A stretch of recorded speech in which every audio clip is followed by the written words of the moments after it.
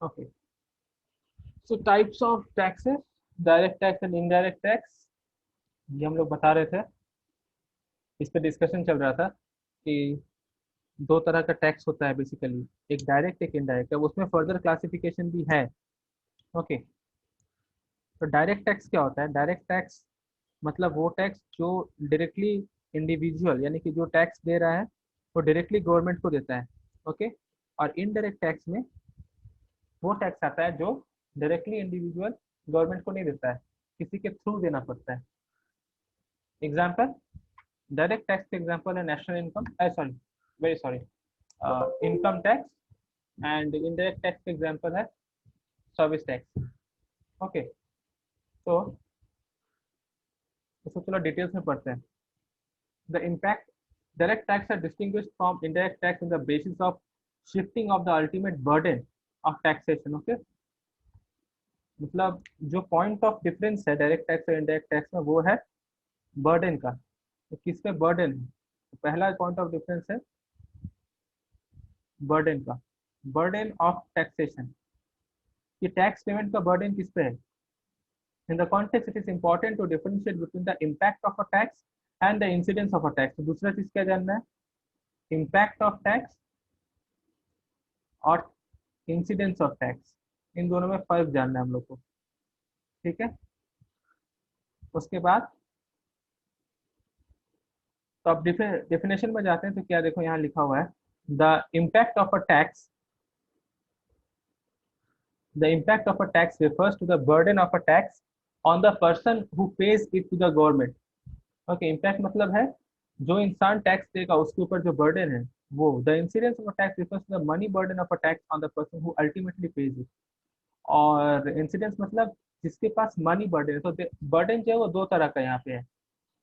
Burden जो है दो तरह का है, एक पेमेंट का बर्डन कि कौन पे करेगा, और दूसरा पैसा का बर्डन, मनी बर्डन।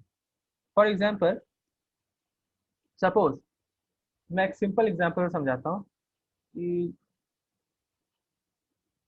जैसे कुछ लोग होते हैं जो ऑनलाइन पेमेंट यूज नहीं करते। ठीक है, अभी अगर कोई कहीं पे सिस्टम है कि सिर्फ ऑनलाइन पेमेंट ही होना है, जैसे तुम लोग अगले साल 12th में कॉलेज का एडमिशन कराओगे तो वहां मालूम पड़ेगा कि सिर्फ ऑनलाइन पेमेंट है।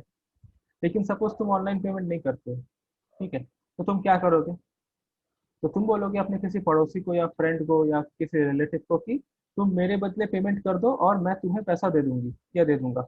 ओके, तो यहाँ पे जो बर्डन है ये दो तरीके का है। एक बर्डन है उस इंसान पे जो तुम्हारा फ्रेंड है जिसे पेमेंट करना है, और दूसरा बर्डन है तुम्हारे ऊपर, क्योंकि तुम्हें जो मनी होगा वो तुम्हारा होगा क्योंकि वो तुम्हारे बदले पे कर रहा है, राइट? तो तुम उसको पहले पैसा दोगे, फिर वो पे करेगा। तो बर्डन दो तरह का है।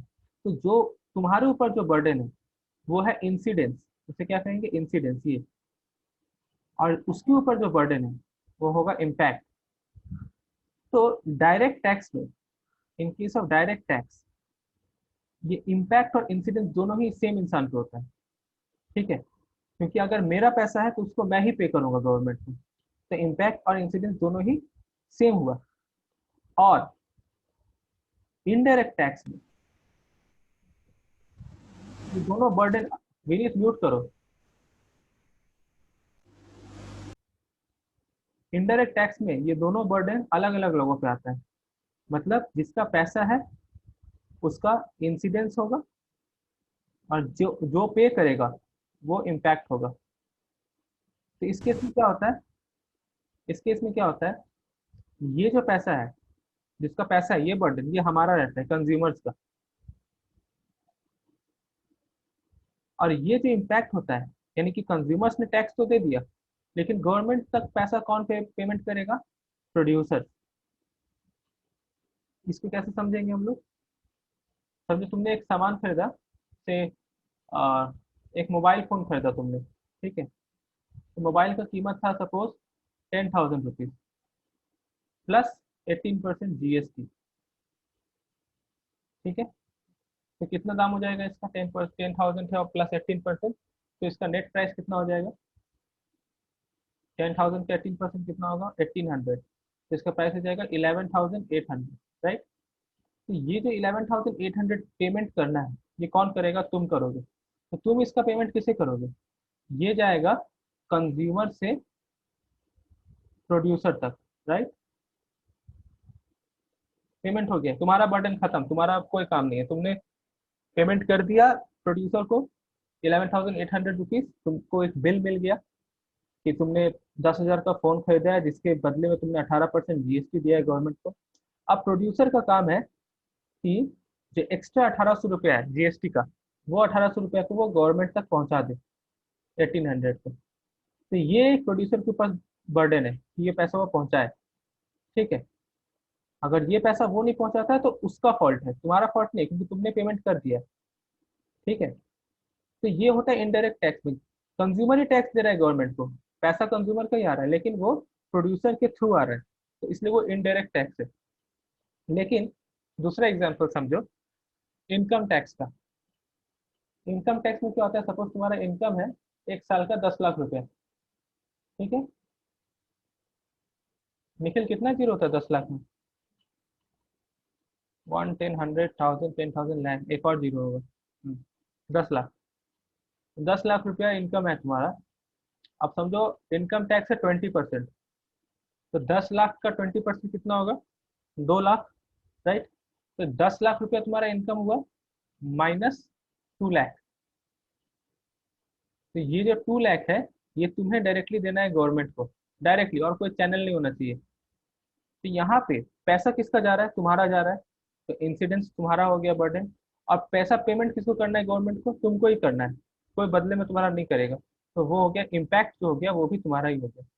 तो डायरेक्ट टैक्स और इनडायरेक्ट टैक्स का बेसिक डिफरेंस यही है कि डायरेक्ट टैक्स में इम्पैक्ट और इंसिडेंस सेम इंसान पे आता है, और इनडायरेक्ट टैक्स में इम्पैक्ट और इंसिडेंस दोनों अलग अलग इंसानों पे आता है।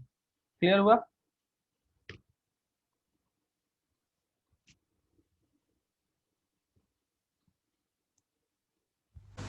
डायरेक्ट वाला नहीं हुआ है, जरा बता दीजिए तो एक और बार। कौन सा? डायरेक्ट वाला नहीं हुआ है, एक और बताइए तो।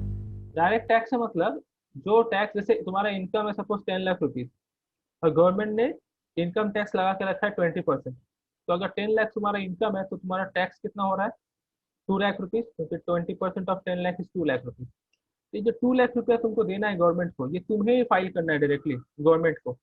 कोई प्रोड्यूसर के थ्रू नहीं जाएगा, कोई चैनल के थ्रू नहीं जाएगा, ये डायरेक्टली तुम्हारे से गवर्नमेंट के पास जाएगा। तो इन दैट केस, एक तो तुम्हें पैसा जुगाड़ करना है कि हाँ 2 लाख रुपया जुगाड़, मतलब क्या? तुम्हारा इनकम ऑफकोर्स है, तो तुमको अपना बजट उस तरह से तैयार करना है कि तुम्हारा जो डिस्पोजेबल इनकम है वो 8 लाख हो, और दो, क्योंकि 2 लाख तुम्हें टैक्स देना है, तो 2 लाख अलग से रखने का जो जिम्मेदारी है, जो बर्डन है, वो तुम्हारा है।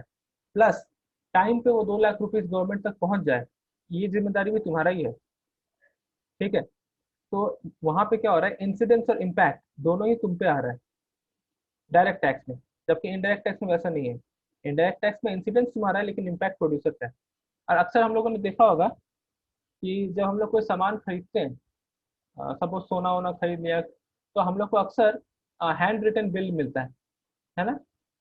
अक्सर हम लोग देखें, हम लोग को हैंड रिटन बिल दिया जाता है हर जगह पे। तुम मिठाई दुकान में जाओ, मतलब ऐसा आती आती दुकान वाले में तो खैर टैक्स का कोई झमेला ही नहीं है, लेकिन अगर तुम कोई अच्छा शॉप में जाओगे, जैसे समझो अच्छा मिठाई की शॉप क्या है, पन्ना में चला गया, तुम कामधेनु में चला गया, ठीक है। तो वहां पे दो तरह का वो लोग बिल रखता है। एक एक है जो हैंड रिटन होता है, जो वो लोग ज्यादातर चलाता है, और एक होता है कंप्यूटराइज।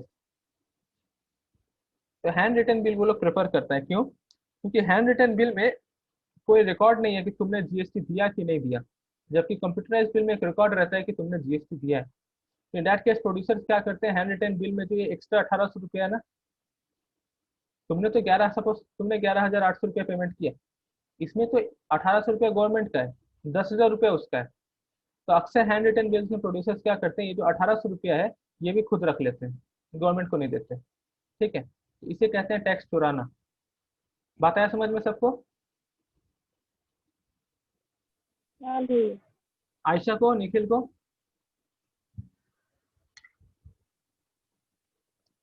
भैया तो ऐसी तो बहुत सारी दुकान है जिसमें हैंड रिटन बिल्स यूज होता है। तो हैंड हाँ रिटन हाँ बिल ऐसे तो बहुत से दुकान है ना जिसमें हैंड रिटन बिल्स यूज होता है। दुकान तो है। तो जो स्टोर है, टैक्स स्टोर। यस, श्योर है। अच्छा।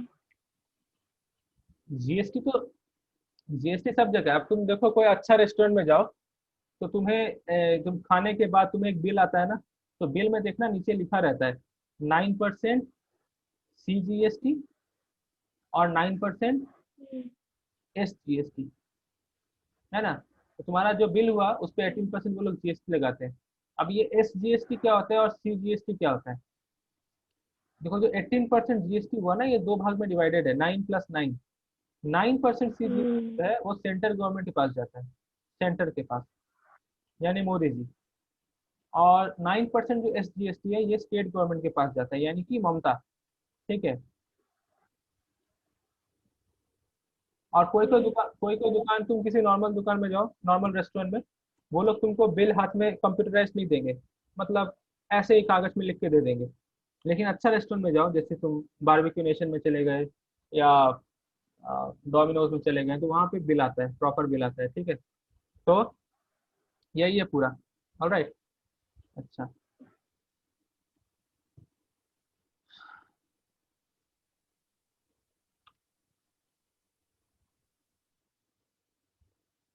हम्म,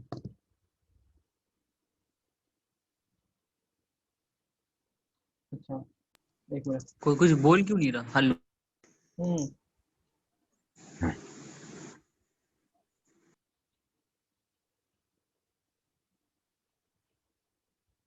अभी हम लोग पढ़ेंगे मेरिट्स ऑफ। अच्छा, यहाँ पे ये भी जानना जरूरी है, cannons of taxation, Adam Smith का। एडम स्मिथ ने कुछ टैक्स के कैनन्स तैयार किए थे। ठीक है, कैनन्स मतलब फीचर्स। क्या क्या कैनन्स है वो जान लो, शॉर्ट क्वेश्चंस में आ जाता है ये। तो पहला कैनन है canon of equity, then we have canon of certainty, then we have canon of convenience, then canon of economy. सबका मतलब क्या हुआ? कैनन ऑफ इक्विटी मतलब सब पे इक्वल तरीके से टैक्स लगना चाहिए, किसी पे ज्यादा किसी पे कम नहीं, जिसका जितना पेमेंट इनकम है उसके बेसिस पे उस पर टैक्स लगेगा। ठीक है। कैनन ऑफ सर्टेनिटी मतलब क्या हुआ? मतलब टैक्स को सर्टेन रखना चाहिए, ऐसा नहीं कि जिसका मन हो रहा है वो टैक्स दे रहा है, जिसका मन हो रहा है नहीं दे रहा है। तो टैक्स के लॉस को स्ट्रांग रखो ताकि सर्टेनिटी के साथ पैसा गवर्नमेंट के पास आ सके। तीसरा, टैक्स ऑफ कन्वीनियंस, यानी कि टैक्स देने का जो तरीका है बहुत ही कन्वीनियंट होना चाहिए, ज़्यादा कॉम्प्लिकेटेड नहीं होना चाहिए, ताकि सभी लोग टैक्स फाइल कर सके, सबको पता हो कि टैक्स क्या होता है। अब अगर टैक्स देने का प्रोसेस को कॉम्प्लिकेटेड कर देंगे, बहुत सारा लिखा पढ़ी उसमें डाल देंगे, तो बहुत सारे ऐसे बिजनेसमैन हैं जो, मतलब मैं स्मॉल बिजनेसमैन का बात कर रहा हूँ, जो मार्जिनल बिजनेस करते हैं, जैसे किसी का कपड़े का शॉप हो गया, या किसी का बेहला बाजार में एक शॉप हो गया, किसी का होलसेल का दुकान हो गया। तो जो लोग मार्जिनल बिजनेसमैन हैं, उन लोग वो लोग अक्सर पढ़े लिखे नहीं होते हैं, और अगर पढ़े लिखे होते भी हैं तो उन लोग को उतना लिखा पढ़ी नहीं आता, फाइनेंस का नॉलेज उतना नहीं होता है। तो वो लोग टैक्स फाइल करने से उनको काफ़ी काफ़ी दिक्कत आ सकता है। कुछ ऐसे टर्म्स है जो वो नहीं समझ सकते हैं उसका मतलब क्या है, और उनके पास इतना पैसा नहीं है कि वो अपने लिए एक चार्टर्ड अकाउंटेंट हायर करे जो उनका ट्रांजेक्शन देखेगा। ठीक है। तो इन दैट केस टैक्स का जो प्रोसेस है वो काफ़ी इजी होना चाहिए, काफ़ी कन्वीनियंट होना चाहिए सबके लिए, कि सब लोग इजीली टैक्स पे कर सके। मतलब ऐसा नहीं होना चाहिए कि टैक्स पेमेंट के समय बिजनेसमैन को हैरेस किया जा रहा है कि हाँ आप ये गलत है वो सही है, आपको ऐसे करना चाहिए था, आपको ऐसे करना चाहिए था, ऐसा नहीं होना चाहिए। और लास्ट, क्योंकि अल्टीमेटली उन लोग से इकोनॉमी चल रहा है, वो लोग टैक्स का पैसा अगर नहीं देंगे तो बाकी क्या होगा, गवर्नमेंट एक्सपेंडिचर में दिक्कत आएगा, इकोनॉमी को इफेक्ट होगा। तो इस तरह से हैरेस करके कोई फायदा नहीं है।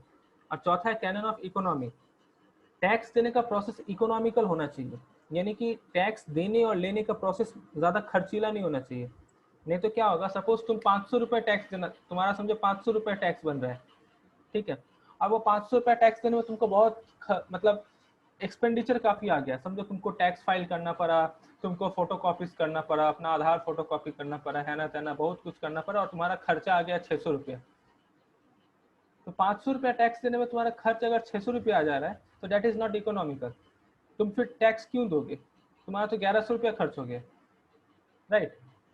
तो इन दैट केस इसलिए कहा गया कि टैक्स देने का प्रोसेस को एकदम इकोनॉमिकल बनाया जाए, कि जो टैक्स पे कर रहा है उसको ऐसा ना लगे कि उसका लॉस हो रहा है। 500 रुपया टैक्स देना है तो हार्डली उसका 2-5 रुपया खर्चा है, तो वो उसको खुशी खुशी देगा भी। नहीं तो अगर इस तरह का खर्चा रहेगा कि 500 रुपया टैक्स देने के लिए 600 रुपया खर्च हो रहा है, तो कोई नहीं देना चाहेगा। तो एडम स्मिथ ने अपने टाइम पे देखो कितना सॉलिड 4 तो कैनन्स सोचा था कि ऐसा ऐसा सिस्टम होना चाहिए। तो ये एडम स्मिथ तो काफ़ी पुराना है, 1700 के समय का है वो, 18th सेंचुरी का। उस समय मॉडर्न सिविलाइजेशन जो है वो हो रहा था, मतलब पहले टैक्स का सिस्टम अलग था वहाँ पे। मैं यूरोप का बात कर रहा हूँ। इंडिया में टैक्स का सिस्टम हमेशा से ही था और काफ़ी अच्छा था। इंडिया में गुप्ता पीरियड के समय पकड़ लो, मुगल पीरियड के समय पकड़ लो, मौर्य पीरियड के समय पकड़ लो, दिल्ली सल्तनत के समय पकड़ लो, सभी समय टैक्स का सिस्टम काफ़ी अच्छा था। टैक्स करने का तरीका बहुत बढ़िया था। जजिया टैक्स, ये सब के बारे में सुना होगा तुम लोगों ने हिस्ट्री में। यूरोप में ऐसा कोई तरीका नहीं था। यूरोप में काफ़ी अंडर सिविलाइजेशन था उससे पहले। तो वो लोग जब सिविलाइज हो रहे थे उस समय उन लोगों ने ये सारा आइडिया वो लोग निकाले थे किस तरह से इकोनॉमी को रन करना चाहिए। तो उस समय एडम स्मिथ ने 4 तरीका खोज के निकाला था। बाद में इसमें 6-7 और कैनन्स ऐड किए गए, cannons of buoyancy, cannons of equality, 3-4-5-6 cannons और इसमें ऐड हुआ है बाद में, जो तुम लोग के सिलेबस में नहीं है, ठीक है। तो कैनन समझ में आया सबको?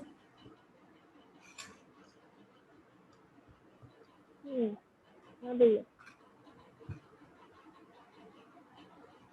आयशा, तुमको समझ में आ रहा है?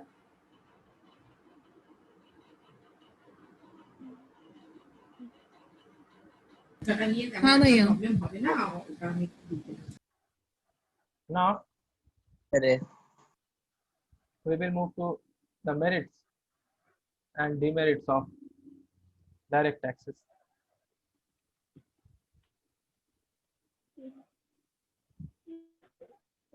Okay. Merits of direct tax. Direct tax मतलब जो हम लोग डायरेक्टली गवर्नमेंट को दे रहे हैं उसका मेरिट क्या है? पहला मेरिट होगा कि बहुत ही इकोनॉमिकल है। Direct taxes are economical in the sense that the cost of collecting the tax is relatively low. काफी काफी कम खर्चे में डायरेक्ट टैक्स पेमेंट हो जाता है। और आज के टाइम पे तो और भी कम खर्चा होता है जब हम लोग सब कुछ ऑनलाइन कर रहे हैं। तुम देखो, मैंने एक एनालिसिस किया था कुछ दिन पहले कि जो ऑनलाइन ट्रांसफॉर्मेशन हुआ है पिछले 6-7 महीने में, ये काफ़ी अच्छा है एक्चुअली देखा जाए तो। मतलब मैं टैक्स की बात नहीं कर रहा हूँ, ये तो ऑफकोर्स है ही, लेकिन ओवरऑल जब ऑनलाइन ट्रांसफॉर्मेशन हमारा हुआ है ये काफ़ी अच्छा है। ये दोनों पार्टीज के लिए काफ़ी बेनिफिशियल है। जैसे मैंने एक एनालिसिस किया कुछ डेटा सेट लेके, ऐसे ही अपने मन से किया था, कोई काम नहीं था मेरा ये। मैंने एक एनालिसिस किया कि दिस इज समथिंग इंटरेस्टिंग, ध्यान से सुनना। इंडिया में एक एवरेज जो सैलरी है ग्रेजुएट का या फिर बीटेक वगैरह का, जब वो काम करता है जाके, that is around 40,000 rupees per month, ठीक है। 40,000 रुपीज़ पर मंथ। अभी 40,000 रुपीज़ पर मंथ उसका अगर सैलरी है, उसके बाद उसका एक्सपेंसेस क्या रहता है? वो रोज ऑफिस जाता है, आता है, कम्यूट करता है रोज, ठीक है, जिसमें उसका कुछ खर्चा है महीने का। तो अगर उसका कम्यूट का चार्ज अगर मैं देख लूँ तो कम्यूट का चार्ज, जैसे कि अगर मैं अपना पकड़ लूँ, मैं जब यूनिवर्सिटी जाता था तो मेरा एक दिन का खर्चा तकरीबन 60 रुपीज़ आता था, 60 रुपीज़, 70 रुपीज़, अप डाउन मिला के 60-70। तो 70 इंटू अगर मैं 26 करूँ, क्योंकि 26 डेज काम होता है, ठीक है, तो खर्चा देख लो तुम कितना होगा, 70 इंटू 26, तो इट इज़ अराउंड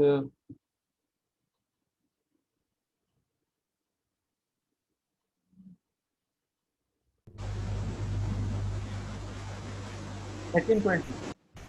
तो 18-20 खर्च है, ठीक है। देन ये बस आने जाने का। सेकेंड थिंग, तुम्हारे ग्रूमिंग का खर्चा। जब तुम बाहर जाओगे तो तुम्हारे ग्रूमिंग का भी खर्चा रहेगा, कपड़े इस्त्री करना है ना तेना, ये सब वो सब ले आ गया, तो उसको मैंने पकड़ लिया 1,000 रुपीज़, ओके। देन बाहर जाने से हमारा लंच का खर्चा होता है, राइट। तो लंच का खर्चा अगर मान लो 100 रुपीज़ भी रोज है, तो 26 डेज में इट्स अराउंड 2600। ठीक है। अच्छा, इसके बाद जब इंसान बाहर आएगा जाएगा तो उसका हेल्थ पे इश्यूज होगा, राइट। हेल्थ कंफर्टेबल नहीं रह सकता है, तो उसको मॉनेटरी टर्म्स में दिखाना मुश्किल है, लेकिन स्टिल मैंने उसको 500 अगर पकड़ लिया।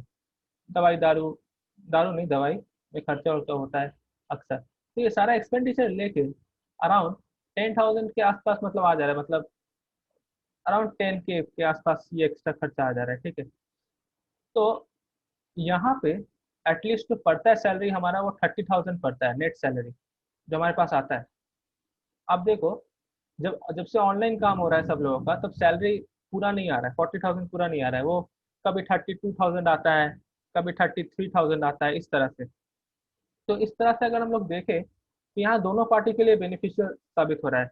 जो पेमेंट कर रही है ऑफिस, तो उनको पहले 40,000 पे करना पड़ता था, अभी वो लोग 33,000 पे करते हैं, राइट। तो उनको 7-8 हज़ार का कम खर्चा हो रहा है।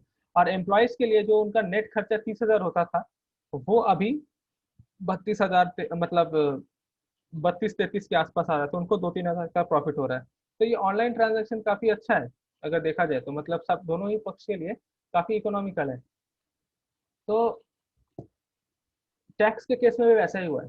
जब से ऑनलाइन ट्रांसफॉर्मेशन हुआ है हमारा पूरे दुनिया का, इनफैक्ट तब से टैक्स भी काफ़ी इकोनॉमिकल हो गया। पहले के टाइम पे टैक्स पेमेंट का प्रोसेस क्या होता था, काफ़ी सारा मोटा मोटा फाइल रखना पड़ता था। जिसका जितना अच्छा बिजनेस चलेगा उसका उतना टैक्स देना पड़ेगा, क्योंकि उसका उतना ट्रांजेक्शन है, उतना सारा उसका फाइल्स है, उतना फाइल्स में लिखने के लिए पेन चाहिए, कॉपी चाहिए, पेपर चाहिए, उसको मैनेज करने के लिए एक इंसान चाहिए, राइट।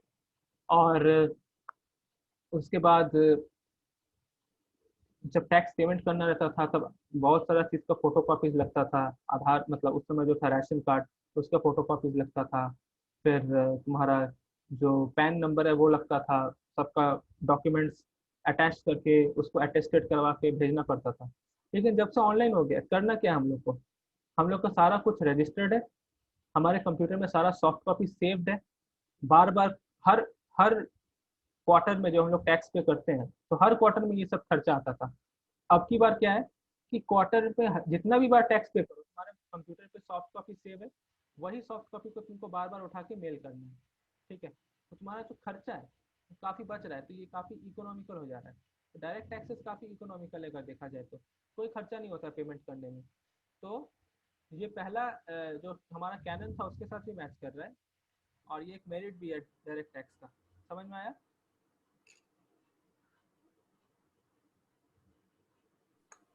हाँ भैया। Okay. Then certainty. Direct taxes satisfy the canons of certainty. The taxpayer know how much they have to pay and on what basis they just a second.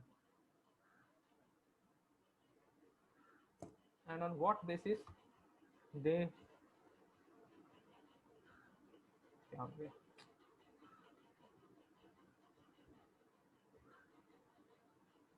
they have to pay. मतलब the taxpayer knows कि उनको कितना payment करना है, so that is certain by their own income actually.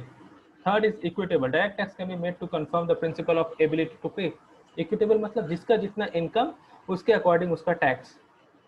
किसी का income 5 lakh रुपए है तो उसका टैक्स कम होगा, किसी का इनकम 50 लाख रुपए है तो उसका टैक्स ज्यादा होगा। Okay, that is very equitable.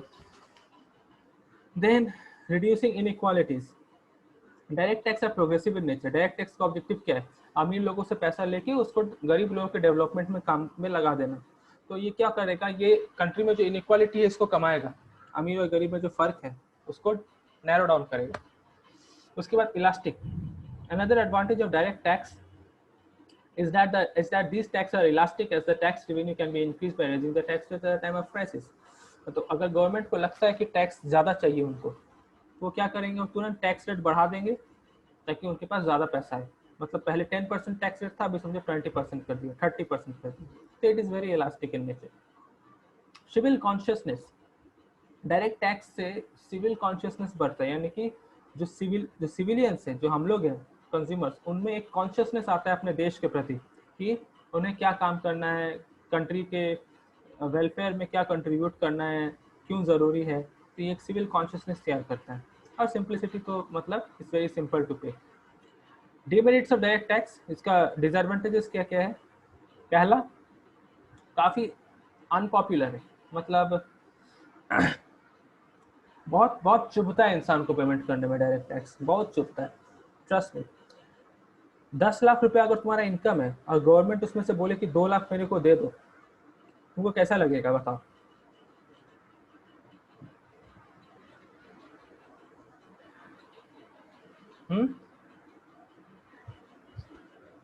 तुम्हारा इनकम 10 लाख रुपए है और गवर्नमेंट तुमको बोलेगा कि इसमें से 2 लाख रुपए मुझे दे दो, क्यों? तो गरीबों का कल्याण करना है। तो तुम्हें कैसा लगेगा?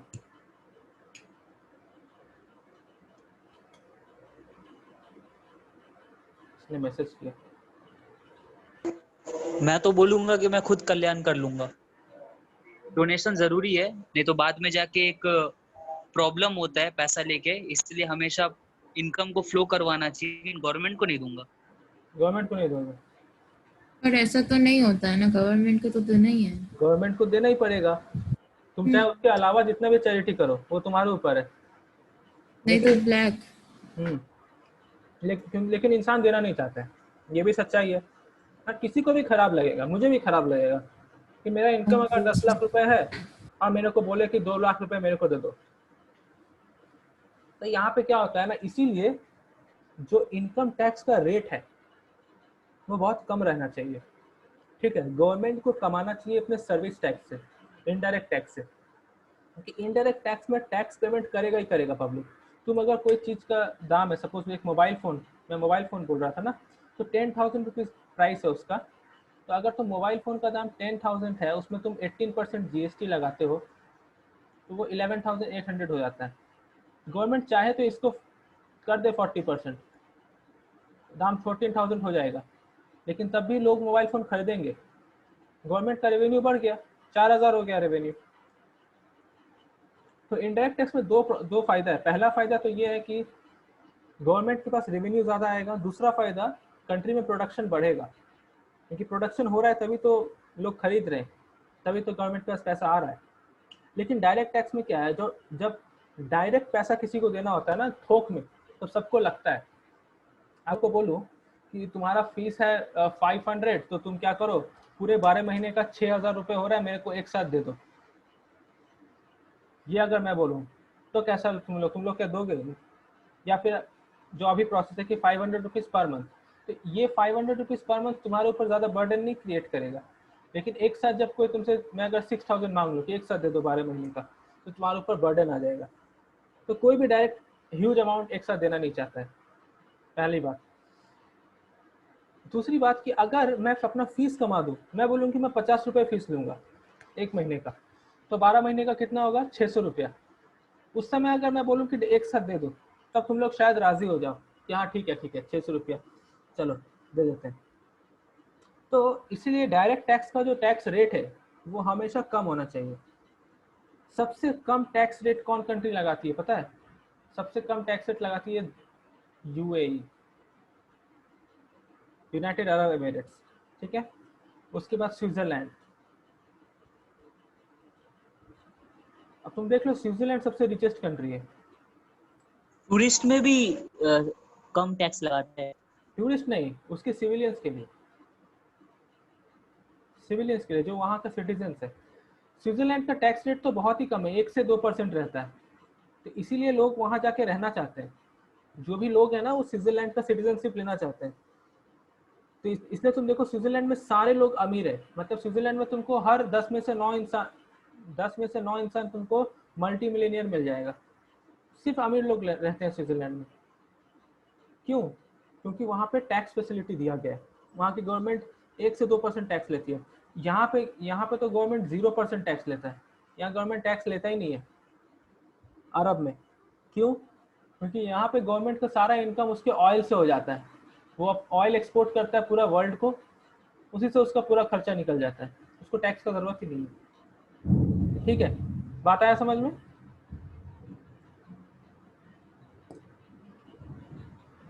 ओके, दूसरा डिमेरिट क्या है, पॉसिबिलिटी ऑफ टैक्स इवेशन। तो जब इतना ज़्यादा टैक्स होगा तो टैक्स चोरी भी लोग करेंगे, तो टैक्स इवेशन का हाई चांसेस है, जो इंडिया में होता ही है, टैक्स चोरी होता है, सब चोरी करते हैं टैक्स, है ना। इनकम है 10 लाख रुपए, लेकिन बोलते हैं कि नहीं मेरा इनकम तो 5 लाख रुपए ही है, ताकि कम टैक्स देना पड़े।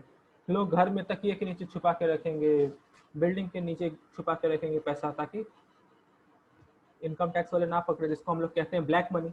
ब्लैक मनी यानी कि जो पैसा काउंट नहीं हुआ है, ठीक है। तीसरा inconvenient, the main drawback of that is they cause a lot of inconvenience to the tax payers. हमें बुरा लगता है, हमें बहुत ही बुरा लगता है, जो मैंने कहा इनकन्वीनियंट हमारे लिए। चौथा adverse effect on the will to work and save, ये बहुत इंपॉर्टेंट है। जब टैक्स रेट बढ़ जाता है ना, तब हमारे ऊपर एक एडवर्स इफेक्ट आता है काम करने का। हमें काम करने का मन नहीं करता, हम सोचते हैं क्या होगा काम करके, काम मैं करता हूँ टैक्स वो ले जाता है, ठीक है। लगान मूवी देखा है तो तुम लोगों ने, लगान में क्या बोलता है कि ज़्यादा टैक्स देना पड़ेगा तो सब लोग और भी काम नहीं करते हैं, बोलते हैं कहाँ से काम करें, क्यों काम करें, सारा पैसा तो अंग्रेज ले जाते हैं। तो एडवर्स हमारे विलिंगनेस टू वर्क पे इफेक्ट करता है। लेकिन अगर टैक्स रेट कम रहेगा, अगर हमें इंसेंटिव मिले कि आपका पैसा आपके पास ही रहेगा, तो सब लोग मेहनत से काम करेंगे, ठीक है। आर्बिट्रेरीनेस मतलब क्या होता है? आर्बिट्रेरीनेस मतलब होता है कि इधर का उधर करना। It is difficult to determine the precise degree of progression in direct tax because it is difficult to measure the ability to pay of the people. तो इसलिए आर्बिट्रीनेस होता है। आर्बिट्रीनेस का बेसिक अगर मैं मतलब बताऊं तो होता है कि